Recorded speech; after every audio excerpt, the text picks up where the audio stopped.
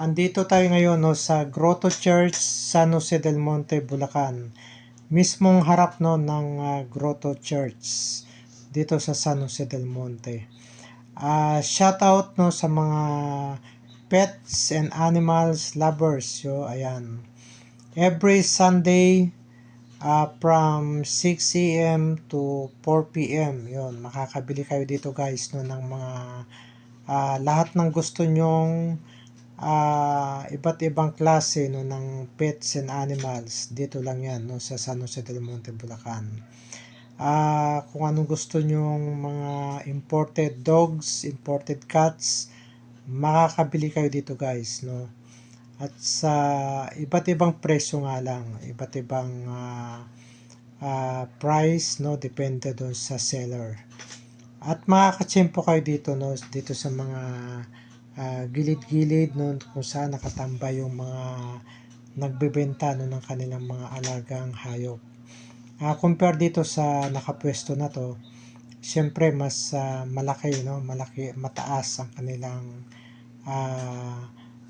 kanilang price no, ng kanilang mga alagang hayop.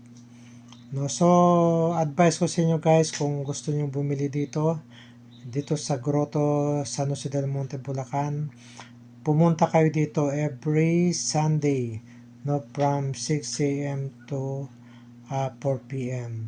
At makaka-discount kayo ng malaki kung personal kayong pupunta rito guys. At makakapamili kayo of course no, ng mga gusto nyong aalagaan ng mga imported cats and dogs no. So ayan no, ang gaganda niya no.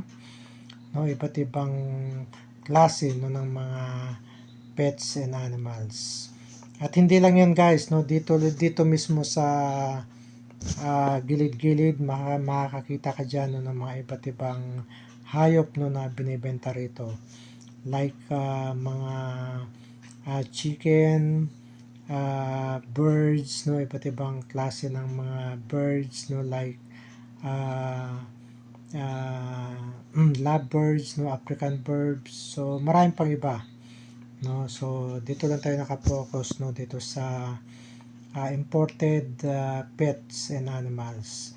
So pumunta na kayo dito guys no, para kayo mismo no, makakatawad no, ng mga presyo na kayang-kaya nyo bilhin dito sa iba't ibang seller no, dito sa Grotto San Jose del Monte, Bulacan. So ayan no, napakaganda ng mga alaga na to no. Kung gusto nyong may mga baby pa or mga 2 months old pataas, so makakapamili kayo dito guys. So yan lang yan no, every Sunday no, from 6 p.m. to 4 p.m.